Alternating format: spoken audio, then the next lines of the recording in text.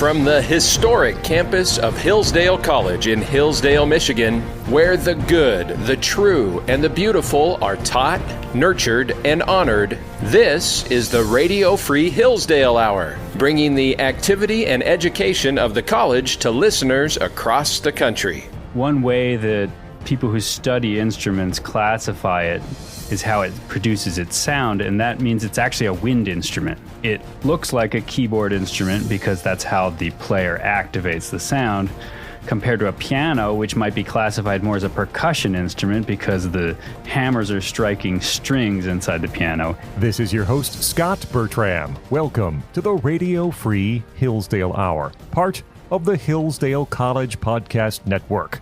That was Dr. Derek Stauff, Associate Professor of Music here at Hillsdale College. We'll talk with him later on in today's program about the organ as a musical instrument. First, we're joined by Joe Concha. He's a Fox News contributor and the author of 2 bestsellers this past decade. The new one will make it 3. It's out now. The Greatest Comeback Ever Inside Trump's Big, Beautiful Campaign. Joe, thanks so much for joining us. Oh, thanks for having me. This is an exciting week. And when I heard you guys reached out, I'm like, I've always wanted to be a part of Hillsdale. Like, can I be like a teacher there? I've always wanted to be a professor. If you'd like to come out, Joe, I know the guy who can arrange that for you. So yeah, we'll talk about it after. Go ahead. The Greatest Comeback Ever is a wonderful walk back through the Trump campaign, the 2024 presidential campaign. Very early on, I think it's even in the introduction, you had identified the very moment it should have been obvious that Donald Trump was going to win in 2024, and that's when the Biden administration placed him under indictment. Why, in your mind, is that the turning point for Donald Trump and his campaign? Because we've heard Donald Trump complain very loudly, and rightly for that matter, about the weaponization of the justice system and taking out your political opponents, not at the ballot box, but through rogue judges and the type of trials that would exist in Washington, D.C. and New York, which overwhelmingly are liberal. And once I saw they were trying to go down that road, and I saw the public's reaction to it, which was to rally around Trump. I'm not saying everybody did, of course, but certainly he suddenly became the victim. And that's a different kind of place for Donald Trump to be. So between that and the fact that Joe Biden's brain had turned to applesauce some time ago, right? I mean, we're not talking at that June 27th debate that I was at in Atlanta, but well before that, like during the 2020 election, we were talking about it on Fox, and I'm sure you were here too. Those two combinations just made me say, I got to write a book. This is going to be an historic comeback, and I think Trump's going to win. And sure enough, I was proven right. Thank God, or else we wouldn't be having this conversation right now. We'd have a different conversation. Still have a book out, but a different conversation. Indeed. The first 2 chapters deal with the debate performance, the first debate performance by Joe Biden, and then the assassination attempt. If the indictment is perhaps the moment, are the debate performance and the assassination attempt maybe 2 and 3 in terms of the defining moments of this campaign? Oh boy. Yeah, well, obviously the first debate, that one in Atlanta, where Joe Biden, again, we had been talking about how he shakes hands with the air, oddly, after speeches, or can't find his way off the stage, which is also odd for somebody who's been doing these kind of political speeches for 50 years. Or when he's like that kid from The Sixth Sense who could have conversations with dead people. And when Biden would talk about how he was talking to Francois Mitterrand, and he said, and meanwhile, Mitterrand died many years ago. All of those indicators, plus obviously physically falling down on stage, falling up the stairs at Air Force One, needing a list of reporters to call on, the rare times that he took questions, or the fact that he spent 40% of his presidency on vacation. That all came to fruition that night at Georgia Tech on June 27th. But then also the vice presidential debate. If we're talking about another debate, usually vice presidents don't really help decide elections too much, especially vice presidential debates. But in this case, Tim Walz, after weeks and weeks of calling J.D. Vance, oddly weird, came across as the deer in the headlights, as somebody who you watched and listened to him and said, this guy has no business being one heartbeat away from the presidency. And then you saw J.D. Vance and how intelligent he came off and how possessive he was in terms of the issues and pushing back on those debate moderators from CBS who were more than biased that night. And then you said, you know what, boy, they look like the normal ones, Trump and Vance, and Kamala and goofy Tim Walz look like the weird ones. So I think that was a big turning point as well. We'll hop around a bit here. So on the vice presidential question, Tim Walz was An unusual choice when he was announced and became more unusual along the way. Why do you think it was him? Was it the fact that he had just stumbled upon this weird talking point that the Democrats glommed onto? Is it because they could not choose Governor Shapiro because he was Jewish, that their options were then limited? Why did Kamala decide Tim Walz is the guy?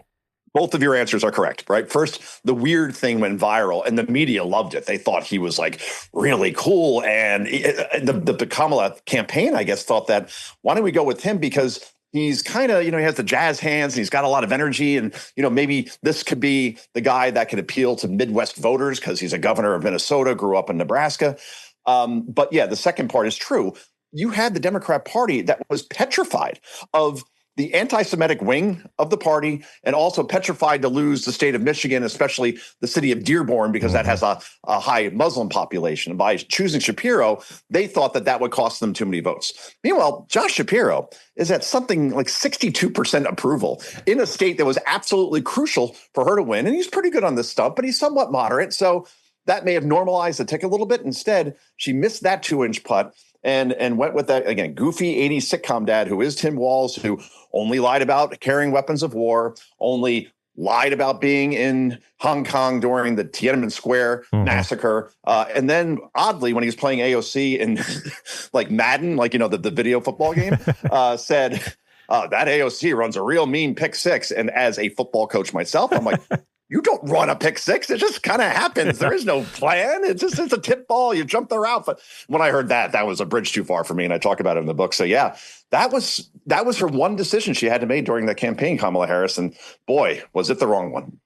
The Greatest Comeback Ever is the new book by Joe Concha, Inside Trump's Big, Beautiful Campaign. Democrats had to make a decision once Joe Biden exited the race, and they essentially said, nope, we don't want any challengers. It's Kamala Harris. You mentioned in the book part of it could have been because of the massive war chest that was already put together, $350 million. Do you think that after Kamala Harris raised $1 billion, some Democrats maybe looked and said, man, if she could raise $1 billion, anyone could have raised $1 billion. We actually could have had a better candidate here. Oh, God, yeah, because it wasn't so much for Kamala and rallying around her candidacy. It was all about taking out Trump, as far as him not getting back to the Oval. So you could have it's a variable, like in a math equation. Anybody could have been X in this equation, and they would have raised, I saw a number that even said it was as high as 1.5 billion. But either way, that's in 100 days. They blew through that money and actually had a deficit after the election. They're asking for more campaign funds just to pay it off. And you're thinking, where did that money go exactly? So we talk about that in the book, how Oprah Winfrey, who's supposed to be a big Kamala supporter, they paid her production company $1 million. And I'm thinking, Oprah's worth like $1 billion herself. And wouldn't she just take one for the team here and say, hey, we got to defeat Hitler. So, free of charge. No. So $1 million goes there to the Who's Your Daddy podcast. They spent $500,000 on fixing up the studio for the host. You're like, why would they have to do that? And meanwhile, they didn't even go on Joe Rogan in the process. And then they paid off all these celebrities to perform at her rallies to boost the attendance, to make it look like there was this groundswell of support for Kamala Harris. And obviously that got them no swing states and no popular vote, and they lost the Senate. So I just never seen a more craptastic campaign than this. But hey, again, it helped the book write itself. That's for sure. On the other hand, you've got Donald Trump back running for president. And I admit, and I have previously on the show, I was concerned because I was worried that this time around, Trump's been through 2 campaigns previously, that perhaps you've burned through your A-list campaign workers and your B-list campaign workers, and who's left to run this campaign? And I was worried, and I shouldn't have been, because this was a brilliant campaign behind the scenes by President Trump and by those he had working for him. Who do you credit behind the scenes for really sparking Donald Trump and pushing this campaign forward? So when I went to the Wildwood rally, and that was in May of 2024, that was Wildwood, New Jersey, and I'm from Jersey, never been to a Trump rally before because they simply just don't come around here. So I asked the Trump campaign, hey, can I get backstage this rally, talk to the president? And they arranged everything right down to I got to fly on the Trump plane, which was cool. And they served Wendy's, which I thought was appropriate on some levels. Not McDonald's, but apparently the airport only had Wendy's. But anyway, so on that plane, to answer your question, was Chris LaCivita. And he was one of the top campaign advisors. And he's been around the block forever. And he just ran, I think, a flawless campaign along with Susie Wiles, who's now the president's chief of staff. So he hired the right people this time. I think 2020, he didn't have a very good campaign, or at least it wasn't run very well. And obviously COVID just put everything upside down and took away all of Trump's strengths as far as rallies and the like. So yeah, LaCivita and Susie Wiles, you didn't see a lot of leaks out of this campaign this time. And they made all the right moves, including instead of, I don't know, doing a speech at the Ellipse like Kamala Harris did, which was forgotten like 5 minutes afterwards, Trump decided to go to McDonald's and work, right, be the fries guy and be the drive-through guy. And there's a picture of him on the cover of the book waving goodbye to one customer. And when my publishers were like, well, we're going to go with the assassination photo, right? Like the first one with the blood on his face, fight, and his fist in the air. I said, no, we got to go with McDonald's. They're like, okay, why is that? And I said, because that was the whole campaign right there. This is the billionaire who could relate to people, and he got his message out. That photo, Trump told me when I interviewed him, went more viral than any other photo outside of the assassination photo. And he said, but more importantly, it went to people that usually don't pay attention to political campaigns or vote because it got into places on people's phones and on social media the way Kamala Harris' speech at the Ellipse goes away in 2 minutes because no one cares. So that I thought was such a huge moment in the campaign, the McDonald's visit and the Al Smith dinner, which Kamala blew off and Trump went to, and the Catholic vote obviously broke nicely for Trump. We will continue in a moment and talk more with Joe Concha about his new book, The Greatest Comeback Ever, Inside Trump's Big, Beautiful Campaign. I want to tell you first about the Hillsdale College Podcast Network. If you're enjoying this show, well, there's much more where this came from at the Hillsdale College Podcast Network. Find older episodes of the Radio Free Hillsdale Hour, plus a ton of other great Hillsdale College audio. Find The Larry Arnn Show, where Hillsdale President Dr. Larry Arnn talks with esteemed guests of the college. Also find the Hillsdale Dialogues, conversations between Dr. Arnn and radio host Hugh Hewitt. The Hillsdale College Online Courses podcast is available there, as well as the audio version of Imprimis, the Hillsdale College K-12 Classical Education podcast, and more. Podcast.hillsdale.edu. Go there, find all of these programs, and click the subscribe button to subscribe to any of these shows via Apple Podcasts, Spotify, Amazon Music. You can find these programs anywhere you find your audio, including YouTube.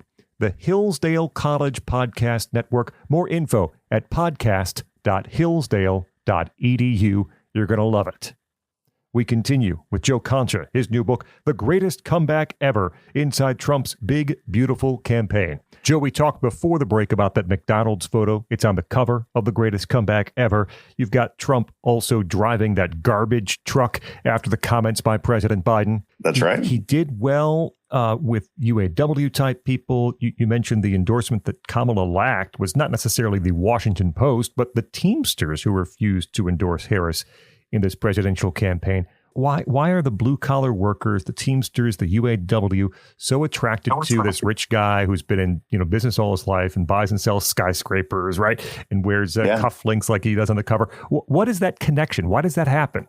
I think ultimately, he's maybe seen as a builder, a construction guy first. Not that he's building the buildings, but Trump doesn't come across as a billionaire. I mean, sometimes he does, and sometimes he's very relatable. But the minute, and if you see the back of the book, there's all predictions on how Trump's going to get, smoked and just he's going to lose. And then the last prediction is from me, October of 2024. I said on Sean Hannity's TV show, I said, Trump's going to win this. He's going to win it quite easily. Save the tape. This is how it's going to end. And Sean's like, oh, you're the most bullish person on this. I said, yeah. And then I explained why. And the reason primarily was because the Teamsters had internal polls in terms of who the rank and file were going to vote for. And when Joe Biden was in the race, Biden was leading in that category by 10 points. And then when Kamala came into the race against Trump, then Trump was up 30. I'm like, that's a 40-point swing. The Teamsters, they're huge in Pennsylvania, for example. Mm-hmm. And then you heard about the UAW and those workers as well breaking for Trump, and U.S. Steel and restaurant workers, no tax on tips. Beautiful. Again, that was just a stroke of genius. And then 3 days later, Kamala says, oh yeah, I like that idea too. It's like, okay, there's no original thought here. So yeah, once I heard that rank and file union members were breaking to Trump, and you saw the black vote going more towards Trump and Latinos definitely going more towards Trump, I said, who is left to vote for Kamala Harris outside of single young women? And that's when I was as bullish as I was and said, I don't see how he loses. If Democrats can't get those votes, they can't win elections. And it's that simple. Joe Concha with us, the new book, The Greatest Comeback Ever, Inside Trump's Big, Beautiful Campaign. You ask a question in the book. When did the media get so out of touch, and point to the Dan Rather document incident in 2004, which I think is a good answer. I go back to 2000 and the idea in the media that, Bush 41 could win, Bob Dole losing was their kind of guy. But you have Bush come in, the cowboy from Texas, who didn't talk like them, didn't think like them. And, there's not a lot of comparison between George W. Bush and Donald Trump, but they are outsiders in kind of a similar way. And when Bush beat Gore, the ultimate government insider, left-wing Democrat guy, his dad is a senator, right? He's a senator. I think that broke them in some way, and it just has carried over now for virtually 25 years. You're so right about that. And even you can make the same case for Barack Obama, an outsider, right? Like he was in the Senate for 5 minutes before he ran for president, but he was seen as somebody different, not just because of the color of his skin, just in general, right? Not your typical kind of Democrat, obviously electric on the campaign trail. So Obama was an outsider. George W. Bush, baseball owner also as well. You're right. A guy you could relate to, outsider. And then obviously Donald Trump, outsider. So I dismissed the 2020 election just for the sake that COVID was so rare, and without COVID, Trump beats Biden. And I actually do say in the book that it's better that Trump lost 2020 because he would have had a hostile House and Senate waiting for him, and then impeachment just would have gone on forever, right? Here, at least, he was able to pick like a whole new cabinet, all the people that he wanted around him, and he has a House and a Senate that's working with him, as we've seen in these first 100 days. So you're right about that, though. Outsiders tend to win more, and that's why the Democrats now, they can't run Kamala Harris again or a Cory Booker or they're going to need somebody from the outside, and maybe they see AOC as that person, but then they'll lose 51 states, which is mathematically impossible, but that they'll find a way if she is the candidate. But maybe it'll be somebody like Jon Stewart, like somebody we're not even thinking of right now. Mark Cuban, maybe he'll get talked into doing it. I think that's the only way they win is if they go outside the establishment. And Republicans, for that matter, that may be the same case, but I think J.D. Vance is seen as an outsider as well. Very interesting. Let me follow on that. So all this jockeying by current Democratic governors, and Gavin Newsom being apologetic in some ways, and J.B. Pritzker embracing the far left element of the party and the AOC wing of the party, and Gretchen Whitmer saying, well, I can kind of work with Trump here, even though she covers her face with a folder when she's inside the Oval Office. Is all that for naught? Do you think Democratic voters will look for someone not a politician in 2028? I hate to say it, but I think that you need a celebrity aspect to a certain extent to win a presidency these days, right? And Obama had that. Obviously, Donald Trump definitely has that. So I don't know. Like, I look at Andy Bashir, for example, and he's the governor of Kentucky. And Kentucky obviously is a fairly deep red state, but Bashir is a Democrat. Yeah. And he won re-election easily. And then I look at his approval rating, 68% approval. So like, they should probably run Andy Bashir, right? Because he seems to have some crossover appeal. He comes across as normal. He's boring, but in the end, maybe people will want boring. But no, I think they want more. Democrats do, at least in primaries, right? I remember Michael Bloomberg ran in 2020, and I liked Bloomberg as the mayor of New York, having lived in New York, worked in New York. He ran an excellent city. Like Rudy gets the credit for cleaning up the city, Giuliani, but Bloomberg just was smart to just continue Giuliani's policies, but then bring a businessman's aspect to running the New York city government. And he had not one, but 3 terms in there. So when he ran, I go, yes, they're going to nominate him. I mean, he's a slam dunk. And then he was out like in a couple of weeks because I guess he came across as too boring and he wasn't radical enough. So that's where I wonder, like, can a Bashir, can a Jared Polis, those type of people's governors, as you mentioned, can they win? And I keep thinking of Bloomberg, and I'm like, no, they're going to go for the sizzle over the steak every time. Joe Concha, his book, The Greatest Comeback Ever. What do you see as the biggest differences between Trump 1.0, his first term, Trump 2.0, his second term? We've got 100 plus days now under our belt. What do you see as the differences in his governing style? This is Hillsdale. I can't use the word I want to use, but so I'll just shorten it to, he doesn't give an F this time. Like, he was way too concerned about fighting every battle his first time in and was somewhat paranoid, and rightly so, because the minute he got in, all he heard about was that he was an agent of Russia, right, for example. And then obviously impeachment starts, and he was just reading way too much press reports, thinking that they were objective, I guess, maybe on some level. And there were a ton of leaks out of his White House because he had a lot of people around him who were working against his agenda. So the difference is this time, as I mentioned before, he has the cabinet that he wants. You don't see the leaks coming out as much anymore. And he's playing a long game where he's governing like a guy who isn't going to serve a third term. I know he jokes about that, but he's doing this tariff thing knowing that, yeah, you're going to break some eggs in the beginning and there's going to be market volatility and it may upset some things within the economy, but ultimately in the long run, it's the best thing to do. So right now he just doesn't give an F and he's just moving forward with his agenda and he's not worrying about fighting all those little battles like he did in the first term. And I think that shows maturity and it shows experience. Very quickly, Joe, you made the early prediction that Trump was going to win in 2024. I'll ask you to put on the prediction hat one more time. Ooh.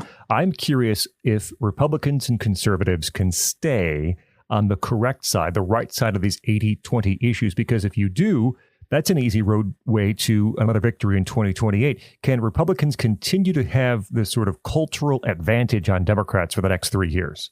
Yeah, because it would be political suicide otherwise if they didn't, right? And it's not that hard to be on the 80 side of these 80-20 issues. Like, yeah, I don't think my daughter should compete against other boys in sports. That's pretty easy. Hey, I don't think that we should bring back those who entered the country illegally, who were engaged in human trafficking and beat their wife, like the Maryland man that we hear so much about, Abrego Garcia. Or I don't think that we should have sex changes for those who are here illegally and in prison. Like, it's all these things, as long as they just keep doing what they're doing, they'll be fine. I think if J.D. Vance is your nominee, and I believe he will be, then I think that's a pretty unstoppable person to beat because we saw how impressive he was in that vice presidential debate. And more JD, the better. And I mean, could you imagine like an AOC JD debate? I mean, boy, talk about like Mike Tyson versus Michael Spinks, over 91 seconds kind of thing. So, yeah, I think they can win the 2028 election. Just keep doing common sense things. Let Democrats implode the way they are. And they're going to be out in the wilderness for a very long time. Joe Concha, Fox News contributor, author of the brand new book, The Greatest Comeback Ever, Inside Trump's Big, Beautiful Campaign. Joe, thanks so much for joining us here on the Radio Free Hillsdale Hour. That was fun. Thanks so much. Have a good one. Up next, we talk with Dr. Derek Stauff from Hillsdale's music department about the organ as a musical instrument. I'm Scot Bertram. This is the Radio Free Hillsdale Hour.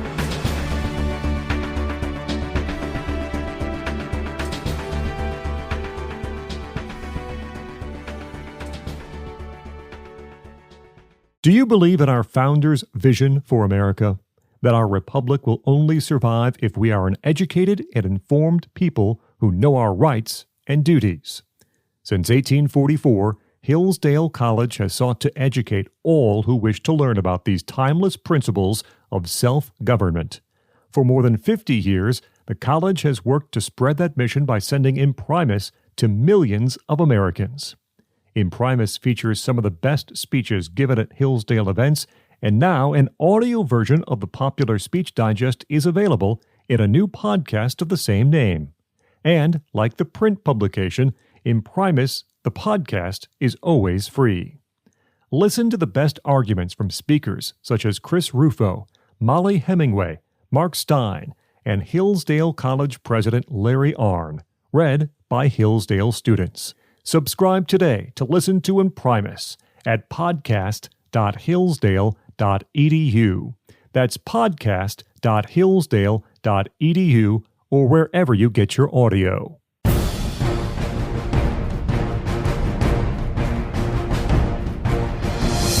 Welcome back to the Radio Free Hillsdale Hour. I'm Scot Bertram. Be sure to check us out on X. We're at Hillsdale Radio for updated show and guest information. We're joined by Dr. Derek Stauff. He is Associate Professor of Music here at Hillsdale College. Dr. Stauff, thanks for joining us. It's a pleasure to be here. Talking about the organ as a musical instrument today. Many of us in churches, of course, have heard the organ. Many of us in everyday music have heard the organ. I hear it at home occasionally because my son plays the organ, which is why I'm interested in some of this. So the organ as a musical instrument, let's start with how it operates. How does an organ produce sound, and what are the different types of organs we might have heard through our time? Well, if you're talking about the traditional pipe organ, one way that people who study instruments classify it is how it produces its sound, and that means it's actually a wind instrument. Although It looks like a keyboard instrument because that's how the player activates the sound, compared to a piano, which might be classified more as a percussion instrument because the hammers are striking strings inside the piano. In this case, all of the sound that an organ produces, or most of it, is produced by pipes, blowing wind through these pipes, and you get a sound. So the basic components of that organ, if it's a traditional pipe organ, are this mechanism that controls the supply of wind into the pipes. And that's somewhat complicated. But then there's the pipes themselves, which produce the sound. And then these pipes generally sit on these big chests in rows. And most of the time you don't see them. You only see just a handful of facade pipes. Sometimes they're shiny and tall, and most of the pipes are hidden behind there. And then third component, besides the winding and the pipes, are the mechanism that allows those pipes to play. Of course, the keyboard, and then the whatever system, mechanical or electronic, that connects the keys and the pedals with the mechanism that allows air to speak through those pipes. Dr. Stauff, how would you compare the organ to the piano? Both have keys, but both operate, I'm sure, very differently. There's certain similarities, but it's smaller in range. The keyboards of an organ tend to have, say, 61 keys is a fairly common compass, as we call it. And a piano, of course, has 88. So the piano is much wider when you sit at it. But there's also a pedal board on an organ. Most organs nowadays have this pedal board. And of course, those pedals are much larger than the keys that your hands play because your feet can't handle such small keys trying to play. Right. You'll get in trouble if you play a keyboard-sized piano with your feet. Your teacher will yell at you, like I will yell at my daughter if she ever tried that. There are 30 or 31 pedals. And so imagine this. We have the simplest organ could consist of one pipe for every one of those keys. And if it's a manual of 61 keys, you're going to have 61 separate pipes. And that's what we usually call a rank. And if they were spread from lowest to highest right in front of your eyes, you would see a kind of slope of pipes from tallest down to the smallest. You might have a pipe that reaches the ceiling here, and then the lowest one might be less than a foot tall. And that's just one rank, or what we eventually call one stop on an organ. And organs usually have many, many stops. And that means that if you have an organ with 30 stops on a particular manual, that means 30 ranks of these pipes usually, and possibly more. That would be at least 1,800 pipes hidden behind you most often, or in front of you, depending on the direction you're playing. And it's usually more than that because there are some stops that involve more than one pipe per key that you push down. The only way to create variety in this case is for the organ builder to add new stops that offer contrast or that can be added to the existing or fundamental stops to make the instrument louder or fuller. We use these different ways of describing the sound. They're not always just loud, but also a sense of fullness or a sense of even kind of empty or hollow sounds that you can produce by artfully selecting from among the different ranks of pipes available to you. Dr. Derek Stauff with us talking about the organ as a musical instrument. If you were to go behind what people can't see from the outside, what would the insides of an organ look like?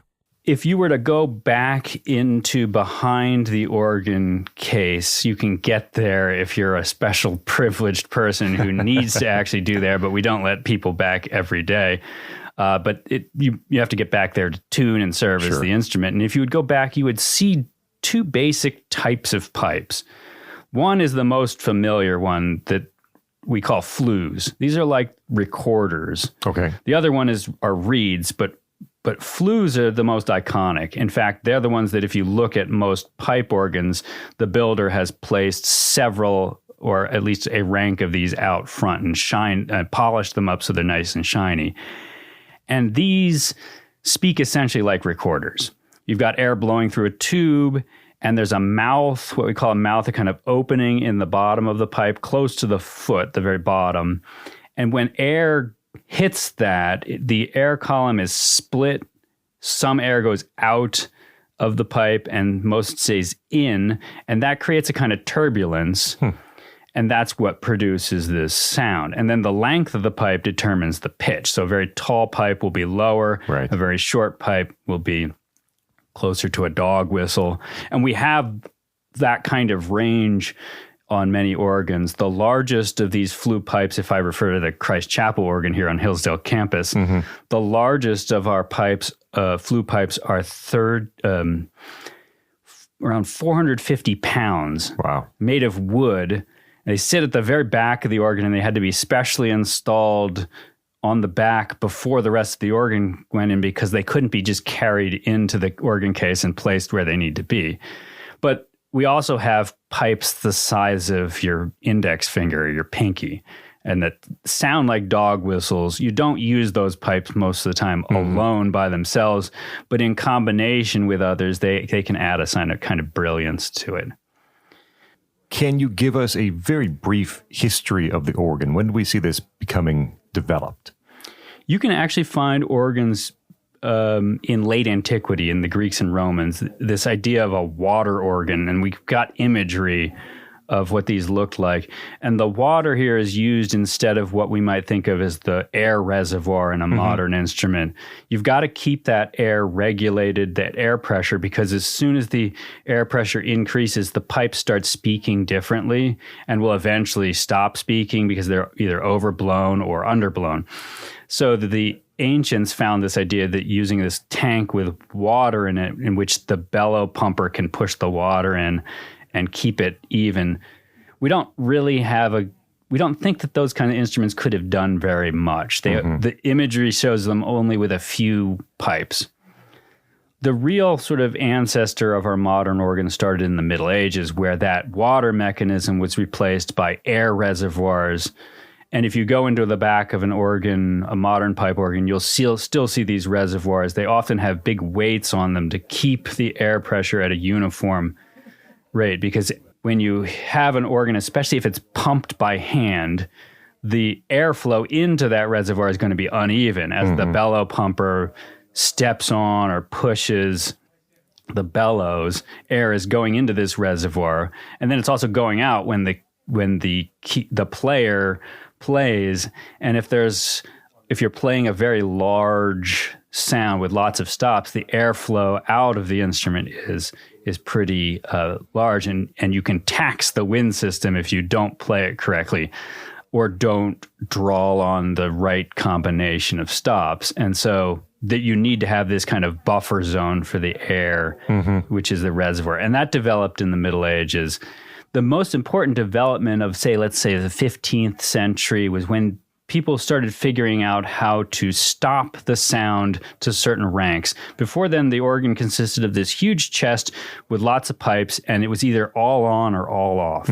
And so the sound could be very loud, but it couldn't be anything other than that. Okay. And so builders began to figure out that if you put a kind of strip of wood with holes drilled into it, underneath the pipes, where the pipes sit, you could move that strip back and forth and cut off the air to certain ranks of pipes. And that's the origin of this notion of stop. The stop is literally stopping air from going to certain pipes on the chest until the organist pulls out that stop, and then the air is let in. So that the expression pulling out all the stops. Yes.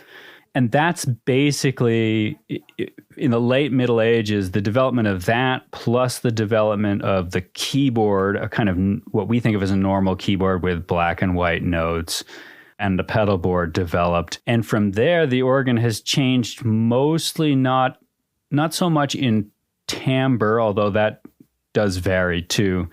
But in, say, the Industrial Revolution, organs start getting bigger and bigger, and then with electricity comes the advent of an electric blower, before which you had to play the organ with at least two people.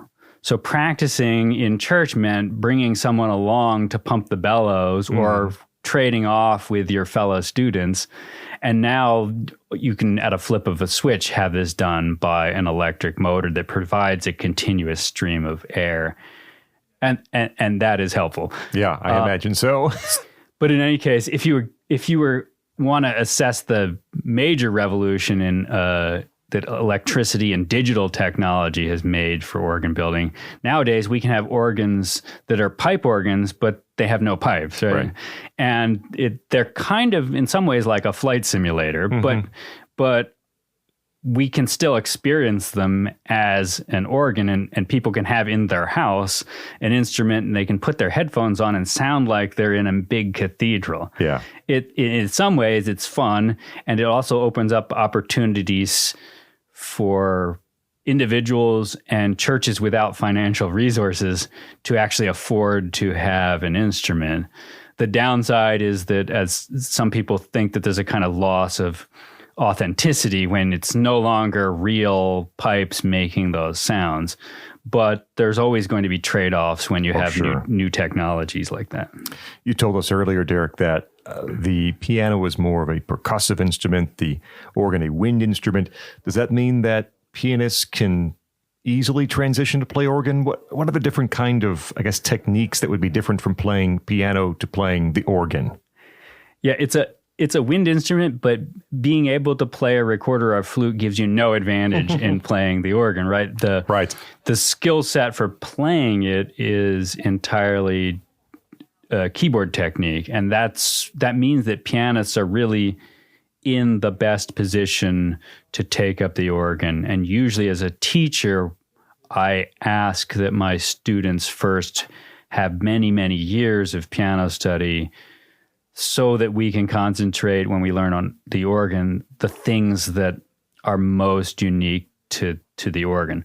So kids learning their basic scales, harmonies, finger techniques, all that can be done at a piano and learning piano repertory, so that when we get to the organ, you can concentrate on other things. The biggest difference is when you approach the organ is that, unlike the piano, the organ has several manuals, several keyboards, and sometimes you have to learn to move between those keyboards within a piece, which you would never do at a piano. Sure. So the skill of jumping between these, there are even pieces where you actually can play on two manuals at the same time, with your thumbs playing on the lower manual and the rest of your hands playing above it. And you could actually repeat that for three manuals, in which I have a top keyboard that I'm playing, say, with my left four fingers, the middle keyboard, which I'm playing with my left thumb and right four fingers, right, and then my right thumb is down on the bottom. It's conceivable that there are pieces where you'd need to do some combination like that. You would never do that at a piano. Sure. But also, of course, the big hurdle for pianists is to learn to use your feet like another keyboard. And that takes time, and it's best done when you're young because your brains are still flexible. But kids have to be tall enough to actually reach the pedal board to do that. So usually kids don't start on the organ until they're fairly tall, and then they're in like high school age. This is when I started. But you have to then break a bunch of habits. Sure. From piano, you learn that the bass is always your left hand, practically all repertory. And organists have to learn that the bass can sometimes be the pedal, and that you don't want to mimic your left hand and pedal. Your left hand tends to instinctively reach for the notes that your feet should. But then you've got to break other habits of because the organist can sometimes play the melody in the pedal. The left hand might play the bass on a manual. You might play the alto and tenor lines and bass on the manuals and play the soprano line in the pedals. And that's a very disorienting experience. Even for experienced organists who look at a hymn as notated in a hymnal and try to play the melody with your feet, you have to kind of bend over backwards mentally to make that work. And those are the kinds of things we try to get our students to do, but that you would never think to do on a piano. Are there any famous composers known primarily perhaps for their work on the organ, composing on the organ? There are lots of composers from the 19th and 20th century who mostly wrote for the organ or who are famous mostly for the organ, but they aren't generally as famous in broader music history. If you want to hear the sort of most household names or most famous composers, you'd have to go, who happen to write a lot of organ music, you'd have to go back to the 18th century and usually to the 17th century, which is really the heyday for the leading composers who happen to be organists, leading composers of the age. And Bach is one of the most famous, probably the best example here. Someone in his day who was actually known more for his organ playing than he was for many of the compositions that he's subsequently become famous for, like the Brandenburg Concertos or his Passions, which were barely known in his day outside of his family circle. But within central Germany and within the broader German-speaking lands, Bach was pretty well known as a leading organist. And before Bach, you can find people like the famous composer from North Germany, from the city of Lübeck, named Dietrich Buxtehude, whom Bach visited as a youth and to hear and presumably to study with. And Buxtehude is a famous composer. There's plenty of other not household name composers of the 17th century that I know and I teach because I teach 17th century music. And those composers are still famous today, but famous also for their organ music. When we get into later ages, there are composers that are famous that sometimes dabbled in organ music that is interesting. Mendelssohn, of course, wrote a number of organ works that are still in the repertory. But there begin to be a lot of famous composers there's always been famous composers who haven't written for organ that we kind of wish did. Mozart, who apparently played, and Beethoven, who certainly played the organ, never really wrote anything down. One of the most famous players of the 19th century was the composer Anton Bruckner, who's famous for his symphonies, but made a reputation of improvising. And because no one ever wrote any of that down, as far as I know, we don't have any of his famed organ improvisations. In the 20th century, you get a lot of composers devoted to organ music, and most of them are professional organists who happen to also write music. And that, as we'd expect in the 20th century, the sheer variety and breadth here is hard to describe. And listeners might not necessarily want to go to some of the most adventurous of 20th century organ music. I try to get my students to play some of this as a sort of getting a sampling of these composers.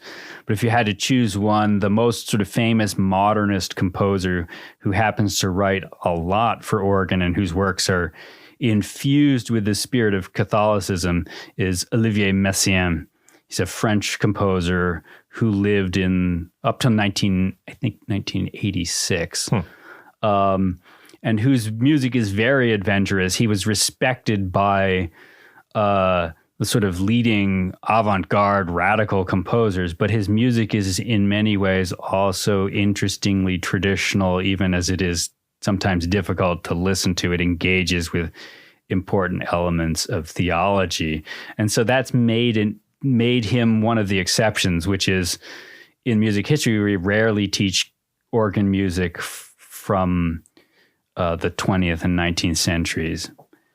By that point, it really doesn't play a part in the story that we teach in music history classes about music. But Messiaen is an exception. He's managed to be a composer who's also writing religious works that end up being respected by the leading sort of avant-garde or modernist composers whose music would otherwise seem to be at odds with that. And that's an interesting thing, but in some ways an anomaly. Yeah. In what ways would you say the organs influence cultural or musical traditions? The organ has had a huge impact on the experience of congregations in worship. It's primarily associated with church, even as there have been over the past century or two, well-known venues for organs outside of the church. There's, of course, an interesting tradition in the early age of theater organs, sometimes to accompany silent films, but that has by and large now become kind of just a novelty. Right. It's fun to go watch those things, but people across history, the majority of at least Christian worshipers in certain areas of Europe and the New World have encountered the organ mostly in church, and that's probably speaking the obvious. It wasn't always that case. The organ wasn't used, especially when we talk about congregational singing to accompany the congregation. That's probably a kind of Protestant development that we see first in 17th century Lutheranism and eventually in some Reformed churches, and then in the 18th and especially the 19th century, it was really when the broader range of Protestants, Anglicans, Congregationalists, Presbyterians started to pick up the idea of using the organ to accompany hymns. But before that, in Catholic Europe and among the magisterial Protestant churches, the organs in the 16th century especially would be used either by themselves at particular points in worship or in tandem with the choir, but not even usually that, playing a very simple accompanimental role to the choir. And it's not until really the 19th century and really the 20th century that the organ becomes used to do very elaborate accompaniments to the choir, to accompany lots of congregational singing. And really, it's not until Vatican II that the Catholic worship started to use the organ in a similar way to accompany congregational singing. And you can see that older organs in Catholic churches are often smaller. It depends. When you go to France, you see these big organs in the back, but they're not used, or they weren't designed to accompany congregation singing. They were designed to either alternate with or provide particular music at certain points in the Mass, but generally weren't there to give the singers, whether the congregation or even the choir, a kind of accompaniment.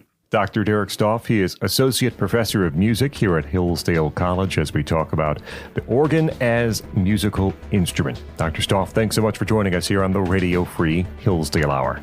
That will wrap up this edition of the Radio Free Hillsdale Hour. Our thanks to Joe Concha, his brand new book, The Greatest Comeback Ever, and Dr. Derek Stauff from Hillsdale's English Department. Remember, you can hear new episodes every week on this station. You also can find extended versions of some of our interviews or listen anytime to the podcast. Find it at podcast.hillsdale.edu or wherever you get your audio.